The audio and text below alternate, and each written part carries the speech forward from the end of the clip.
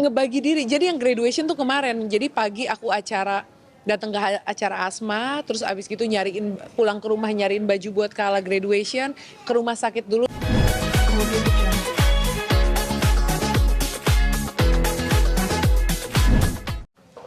Ya seperti apa dan awal kenalnya seperti apa sih sama Coach J? Iya, jadi memang dari seleksi ya, jadi beberapa kandidat dan itu proses yang cukup panjang sebenarnya kita meminang Saskia dan kita melihat profil juga bagaimana Saskia itu ternyata sesuai banget sama Hayu gitu. Jadi sama karakternya Hayu, jati dirinya Hayu. Mungkin kita tahu sendiri ya Saskia itu kayak gimana, wanita karir, ibu, punya banyak anak, ada 5 anak, itu udah repot banget pastinya. Terus istri yang baik juga, dan bagaimana dia secara smart itu bisa mengatur semuanya dengan baik. Dan bagaimana dia bisa mencerminkan sebuah arti kata grateful, ya, bersyukur dengan apa yang sudah dimilikinya, ya, dan itu adalah karakter yang sangat mirip sekali dengan Hayu. Oleh karena itulah kita meminta Saskia untuk membersamai perjalanan kita mulai tahun ini ya. Iya insya Allah. Terus dia nanya jangan ada aku ya grogi. Gimana gue responnya pas sambil diomongin. Terima kasih, Masya Allah. Dia mungkin pertimbangannya akhirnya memilih Hayu untuk bekerja sama sendiri. Apakah punya pengalaman buruk soal muka atau gimana? Jadi aku baru mulai menyadari bahwa penting sekali kita merawat wajah dengan sungguh-sungguh itu ketika udah mulai masuk usia 35 ke atas gitu. Sekarang kalau ngaca tuh kayak wah ininya kerutannya udah banyak banget. Terus kok ada freckles sudah mulai banyak karena kan aku emang turunan ya. Jadi tanteku juga freckles-nya banyak banget. Kata mama, lu sih dibilangin dari dulu suruh ngerawat muka santai banget. Kadang kita ngerasa kalau muka kita nggak ada apa-apa ya udah baik-baik aja nggak jerawatan juga alhamdulillah gitu kan. Taunya ya itu kalau nggak diinvestasikan dari muda ya udah gedenya baru berasa deh, jangan protes kalau mukanya ada melasma lah, ada freckles lah, ada flek-flek gitu. Dan ketika kita mau ngilangin itu nggak mudah. Dokter juga pasti bilang itu perjalanan panjang ya, kamu harus sabar, kamu harus komit. Ya udah akhirnya aku cari beberapa klinik dan terus terang emang klinik muka itu cocok-cocokan, dokter juga cocok-cocokan dan alhamdulillah aku ngerasa nyaman banget waktu treatment di Hayu sih gitu. Tapi bukan baru sekarang ya aku ngerasa nyamannya dari udah setahun yang lalu. Jadi kalau ditanya paling nyaman treatment di mana ya di Hayu sih saat itu gitu. Taunya diajak kerja bareng seneng. Bedanya klinik Hayu sama klinik Klinik Hayu itu pertama perempuan semua, terus setiap mau treatment lucunya pas awal-awal datang sana kita sama-sama doa sama Allah semoga treatmentnya berhasil gitu-gitu jadi doa bareng dulu terus akadnya jelas. Aku pernah ke treatment muka nanti kamu treatmentnya A, B, C, D ya, oke dilakuin pas udah mau bayar taunya udah ini ya 10 juta ya, 8 juta ya, berapa belas juta kayak oh kaget. Tapi pas datang ke Hayu ketika kita konsul sama dokter, dokter tuh ngasih tahu nanti treatment kamu A, B, C di sebelahnya tuh ada harga semua. Jadi secara akad tuh benar-benar jelas dan bikin kita ngerasa aman dan juga nyaman. Terus mau ada tambahan masker aja, dikasih lihat lagi. Nih Bu, udah di ruang treatment mau ada tambahan maskernya, mau yang gold atau yang acne, harganya di sebelah ada. Jadi kita sebagai perempuan tuh yang lagi mau treatment sebagai customer ngerasa nyaman dan ini orang yang punya benar-benar ngerti ya bagaimana akad berdagang dalam Islam tuh benar-benar diterapkan sekali di Hayu gitu. Ya jadi emang qadarullah sekitar 2 hari yang lalu kan si Kaba masuk rumah sakit terus taunya juga sampai harus masuk ke ICU gitu karena sakitnya dia ada serangan asma yang lagi tidur lagi tenang dan 2 menit sebelum tidur untung udah di rumah sakit ya udah lagi di dalam kamar rawat gitu lagi tidur lagi tenang aku cek oh saturasi 397 oke aman baru aku mau balik naik ke sofa mau tidur tiba dia kebangun dia cuman kayak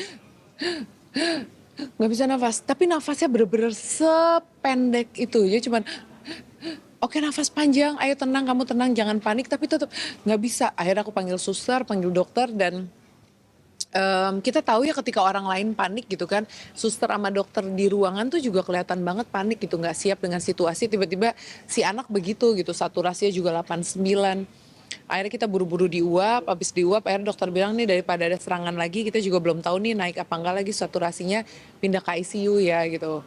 Pindah ke ICU terus aku juga pas sudah Udah gitu pindah di ICU, kadang kita berpikir ICU tuh kan emang serem banget nih pengalaman keduanya Kaba sih masuk ICU gitu. Jadi pas dibilang masuk ke ICU di situ dijelasin nanti terburuknya kalau saturasinya nggak naik, nafasnya juga nggak dapet terus, kita harus pasang ventilator apa. Itu tuh badan aku tuh kayak menggigil semua, kayak gemeteran sampai kayak disuruh diri aja nggak sanggup gitu. Disuruh tanda tangan tuh pegang pulpennya tangan gue kayak lemes banget gitu dan Mas Anung lagi di Jogja. Ya udah tapi akhirnya yang harus dihadapin yang namanya ibu kita ke anak tuh harus nunjukin kuat, rasanya tuh padahal pengen nangis lah, panik kayaknya udah kayak aduh udah nggak kuat banget gitu. Akhirnya nemenin dia sampai ICU, besok paginya Mas Hanung datang dari Jogja pulang buru-buru, terus di ICU kondisinya mulai stabil dan ditunggu selama 24 jam akhirnya nggak ada serangan lagi walaupun masih bergantung oksigen karena kalau nggak pakai oksigen saturasinya tuh masih turun terus. Nah di hari kedua di ICU aku juga ada kerjaannya udah bilang Mbak kalau akhirnya nggak bisa ya udahlah nggak apa-apa gitu. Cuman aku juga bukan orang yang workaholic, aku juga bukan ibu yang gila juga gitu. Anak lagi di ICU terus aku tetap pergi kerja gitu. Tapi kebetulan kemarin ada acaranya tentang Asma Day. Aku akan satu panggung talk show sama dokter asma anak yang mendapatkan jadwal beliau juga susah banget karena hits juga gitu kan. Terus banyak pakar asma di sana. Terus tempatnya dari rumah sakit anakku jaraknya cuman 15 menit.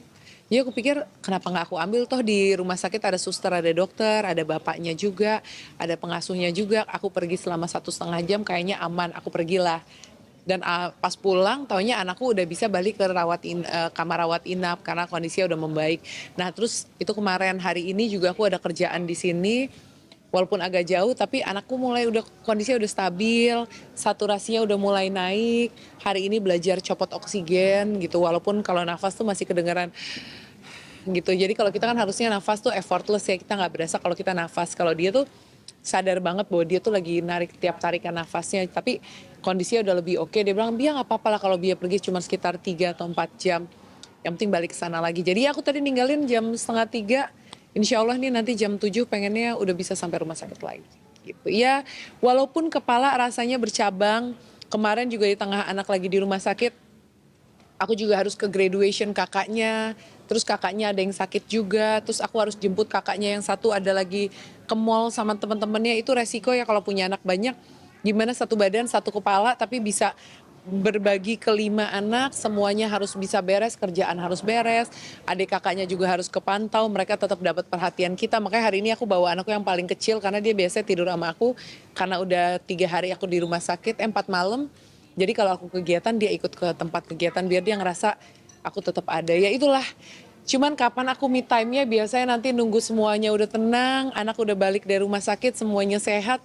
Biasanya itu udah aku butuh waktu sebentar buat sendiri gitu. Atau enggak kalau sekarang selama perjalanan ini kalau lagi nyetir sebentar ke rumah pulang, nah di situ waktuku kadang-kadang tuh aku nangis sendiri sambil nyetir gitu kan, atau enggak pas lagi mandi gitu, karena ya namanya perempuan kan kayak tetap pengen ada yang dikeluarin, ngerasa capek, ngerasa sedih, ngerasa stres, tapi kan nggak bisa nunjukin ke anak gitu situasinya dan gak ada waktu gitu. Jadi pas lagi sendiri banget kadang-kadang aku keluarin semua rasa itu. Gitu loh. Ditanya juga suka sama adik Anu juga atau mungkin Kak Saskia sendiri? Aku kadang-kadang kalau me time pengen butuh sendiri karena aku bukan orang yang gampang mengekspresikan perasaan. Kadang-kadang kalau ada orang lain bahkan ada Mas Hanung tuh aku suka gengsi, suka nunjukin enggak gue kuat, I'm okay gitu, nggak apa-apa gitu. Aku bisa handle semuanya apa segala macam. Jadi kadang-kadang aku baru bisa ngeluarin banget ya kalau emang aku sendirian banget aja gitu. Tapi ya kadang-kadang ya tetap butuh Mas Hanung juga buat yuk bantu gue yuk, kalau lo tahu apa yang gue rasain, sesedih apa, ya dia juga harus tahu. Hari ini Kala juga graduation, bagaimana drama-nya hari ini? Ngebagi diri. Jadi yang graduation tuh kemarin. Jadi pagi aku datang ke acara Asma, terus abis gitu pulang ke rumah nyariin baju buat Kala graduation, ke rumah sakit dulu nengokin bahwa aku perginya nggak seharian banget ya, 2 jam dulu baru bawa Kala graduation. Abis graduation udah keburu janji sama komunitas nobar filmnya Mas Sanung, jadi aku harus datang dulu ke mall buat greeting. Abis gitu jemput Sibil yang lagi jalan sama temennya, balik lagi ke rumah sakit. Balik ke rumah sakit udah rame orang, tamu kan, keluarga. Terus pas mau pulang anak-anak maunya, aku pulangnya mau sama Bia, mau ditidurin dulu, mau dimandiin dulu. Pulang dulu mandiin, baru balik lagi ke rumah sakit. Kayak nyampe rumah sakit jam 11 kayak, kira aku capek banget mau megang handphone, gak sempet apa gitu-gitu. Cuman kadang-kadang dengan kegiatan yang sangat padat, itu membuat aku untuk udahlah jangan dirasain dulu semua rasa sedih apa segala macem gitu kan ya, anak di rumah sakit pasti sedih, cuma semua belum kerasa gitu karena padat kegiatannya jadi nggak ada waktu untuk mencerna semuanya, jadi kayak jalanin aja dulu gitu, nanti biasanya baru kerasa ketika semua udah tenang gitu. Ya ini mau punya anak gadis lagi, remaja lagi. Aduh iya tegang banget. Aduh, jadi dulu kalau punya anak cewek, Bi aku mau main ke rumah temen ya, oke. Dia pulang sekolah aku ke mall, oke, bla bla bla. Dan anakku kebetulan itu emang seneng banget nongkrong gitu. Jadi kalau pulang ke kafe, ke rumah teman, ke mall aku oke. Tapi mulai masuk dunia ABG gitu kan udah mulai taksir-taksiran. Jadi Bi aku ke mall ya, bentar dulu sama siapa, ngapain aja, ada siapa aja. Terus pas anaknya udah ke mall juga aku telepon asisten kayak, samperin dong ke mall ini, lo intipin dong, bener nggak mereka-mereka doang. Jadi kayak repot banget ternyata punya anak ABG gitu. Jadi ya seru sih, kayak kemarin juga bilang, Bi aku nonton film A ya aku suruh asistenku intipin dong, bener nggak dia cewek-cewek. Terus cek, aman Bi ya bener kok cewek-cewek semua, tadi yang ngintip temen aku bukan aku karena takut ke gap aku yang ngintip. Oh ya udah. Terus pas keluar studio itu kan karena aku mau greeting, jadi aku di studio yang sama, di mall yang sama. Sibil kok belum keluar? Bentar masih nonton. Enggak, ini film yang kamu bilang film kartun, kok nggak ada kamu yang keluar. Ditutup handphonenya, 10 menit keluar dari studio yang lain. Kamu nonton apa ya? Aku pengen bilang Bia nonton ini, takutnya nggak boleh. Aduh, jadi kayak tricky banget. Aku bilang kayak udah diintipin sama temennya asisten gue, masih salah orang. Jadi aku nanya teman asisten, yang lo lihat siapa? Tadi lo bilang cewek semua. Ya habis lihat tadi banyak kerumpulan cewek-cewek semua, ya aku pikir itu Sibil gitu. Jadi kayak ya ternyata ngurusin anak ABG juga banyak trik, banyak yang kita harus lebih pinter juga dari dia gitu, kayak wow banyak banget yang harus dipelajarin. Berarti Sibil udah mulai ada cinta suka-sukaan sama lawan jenis. Pastilah, apalagi Kala juga dari kelas 5 kan juga udah mulai, si A suka ini Bia, iya dong, si B suka ini apa, udah mulai. Nah ini fase baru lagi sebagai orang tua, gimana ngejagain anak cewek yang mulai ABG gitu. Mungkin kalau anakku yang cowok duluan yang ABG kayak lebih santai, karena dulu aku gedein Bumi kan dari aku 6 tahun ya, Bumi 6 tahun udah sama aku sama Mas Hanung. Enak banget, jadi kayak siapa pacar apa, terus pas jalan tuh aku kayak santai aja. Tapi pas anak cewek, naksir siapa, terus pas di jalan kayak wah gila, gue nggak bisa santai lagi. Kalau bisa kirim orang mata-mata buat ngikutin terus, rasanya kayak pengen gitu. Tapi tipe yang ngelarang. Tapi nggak boleh gitu. Aku nggak bisa ngelarang sama anak, aku nggak bisa marah, itu kelemahanku gitu. Dan aku kalau marah tuh aku cuman bisa diem. Makanya semalam Sibil abis, kamu kok bohong sih sama aku sedih banget loh, aku bilang gitu. Kamu bilangnya nonton film kartun, taunya nonton ini, dan filmnya padahal yang dia tonton juga nggak apa-apa gitu. Ya aku pikir dia soalnya ngizinin film selain kartun kan harus ada orang gede yang dampingin gitu. Udah, dia marah ya sama aku, ya aku cuman bisa diem aja. Aku bilang aku kecewa, aku sedih banget sama kamu. Ya aku nggak tahu harus gimana sekarang. Yaudah Bia marah aja sama aku. Bia hukum aku aja. Aku nggak tipe orang yang kayak gitu loh. Jadi aku kalau marah, aku kecewa ya aku lebih diem, aku sedih gitu. Ya udah begitu. Baikannya gimana tuh? Baikannya ya dia sibuk sih sampai sekarang kayak ngubungin Bia gimana Bia ini. Cuman karena aku juga lagi di rumah sakit. Jadi ya belum ngobrolin lebih dalam lagi. Itulah banyak PR. Kalau yang graduation nangis pakai rok. Iya itu lucu banget, si Kala graduation harus pakai baju formal. Dan gurunya sih menyarankan pakai dress gitu. Sedangkan Kala kan super duper tomboy dan dia sukanya tuh pakai celana. Pokoknya edgy banget. Udah aku dandanin dia pakai rok pendek tapi pakai legging, jadi sopan banget. Terus atasannya tadinya bukan itu, atasannya lebih lucu lagi. Tiba-tiba aku udah nyiapin sepatu pantofel gitu. Pantofel hitam, pas aku ngambil, pas aku balik dia lagi begini lagi, nangis heboh. Kenapa? Akhirnya dia diem. Aku nggak mau pakai rok begini, apa segala macam. Terus akhirnya ya aku coba cariin baju yang lebih edgy lagi, biar nggak terlalu feminim, nggak terlalu girly. Ya sambil ngejelasin ke dia, kamu tuh tetap harus bisa memposisikan diri gitu. Walaupun kamu nggak suka pakai rok, nggak suka rapi, tapi ada momen tertentu ya kamu harus rapi kayak aku. Aku tuh hari-hari cuman pakai hoodie, pakai ninja sama celana tidur kemana-mana. Itu kalau aku ke sekolah, aku ke mall, aku kemana. Tapi ya ketika aku ada event, ya aku harus begini. Aku harus make up, pakai baju rapi, pakai heels gitu. Jadi aku jalanin Kala, kamu lihat kan aku begitu, iya. Aku harus menyesuaikan diri. Begitu juga kamu buat kehidupan kamu ke depannya. Ya ada momen, ya kamu harus dress up gitu. Walaupun kamu nggak suka, tapi itu untuk menghargai acara. Ya udah setelah dijelasin gitu, ya udah tapi sepatu aku maunya Converse. Pokoknya sepatunya Keds. Aku nggak mau pakai pantofel. Terus ininya begini gini, jadi dia yang ngatur. Aku nggak mau make up, jangan pakai aku blush on, jangan gini ya oke gitu ya. Jadilah akhirnya drama. Pak Sanung kan juga agak sibuk juga nih. Iya. Semua anak-anak juga komplain nggak sih dengan kesibukan orang tuanya?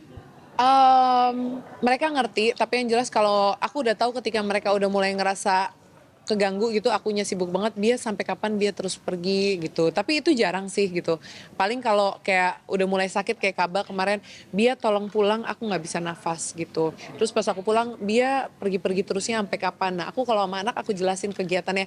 Kebetulan hari ini adalah off air terakhirku sebelum mereka liburan. Jadi aku juga bilang, abis aku off air ini Kaba, aku ke depannya sebulan ke depan belum ada plan lagi. Jadi aku akan full sama kalian. Berarti kemarin yang sempat ngabarin sakit itu kabarnya langsung ke Kabar, iya Kaba. Jadi dia WhatsApp dia, aku nggak bisa nafas, tolong pulang sekarang.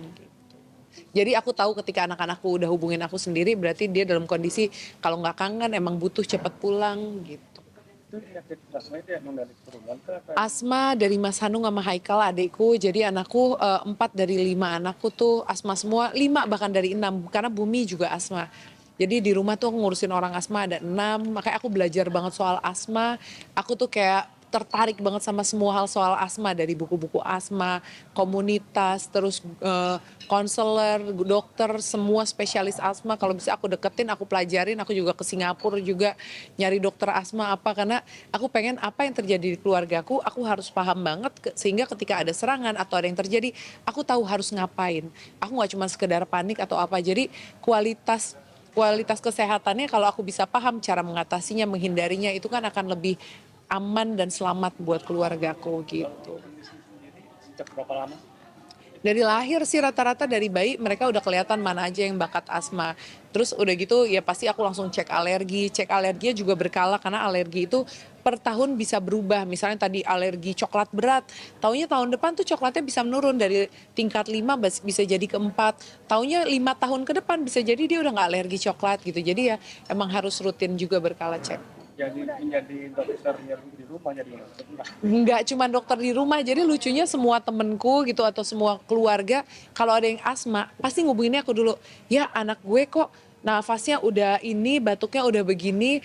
Terus aku kadang-kadang oke video call, aku lihat hidungnya, nafasnya gimana, dadanya gimana. Terus habis gitu oke lo cek saturasi, lo kasih misalnya nebulizernya ini dulu, ntar 15 menit ku cek lagi masih sesek nggak, terus kalau udah 2 kali nebu masih sesek, lo ke dokter sekarang, dokternya ini yang deket rumah lo. Jadi dokter asma, dokter paru-paru, spesialis anak di Jakarta yang jumlahnya mungkin 15 orang, itu saya udah paham semua titiknya di mana aja gitu. Makanya kemarin ada Asma Day, aku bilang aku datang, aku akan ada di sana karena aku akan menyerap semua ilmu, karena ilmu medis itu kan terus berkembang. Jadi aku harus terus tahu ilmu asma yang aku tahu mungkin 5 tahun yang lalu sama sekarang udah beda banget, pengobatannya, treatmentnya juga. Jadi aku pengen paham banget soal itu, jadi anak-anak dan keluargaku bisa aku atasi ya semaksimal aku. Terus ada kabar mungkin kabar bisa pulang kapan dia? Belum sih, karena hari ini dia baru belajar copot oksigen. Kalau tanpa oksigen dia bisa nafas saturasinya di berapa. Kalau sengaja saturasi udah di atas 95 atau 96, aku baru ngerasa safe pulang. Tapi kalau masih di 94, 95, itu masih titik ini. Dan aku lihat nafasnya dia tuh masih gitu. Jadi aku lihat nih anak belum lega sepenuhnya gitu. Jadi aku akan bawa pulang kalau emang udah aman, karena aku nggak mau ada serangan ketika di rumah. Ya makasih, sehat-sehat. Makasih semuanya, thank you.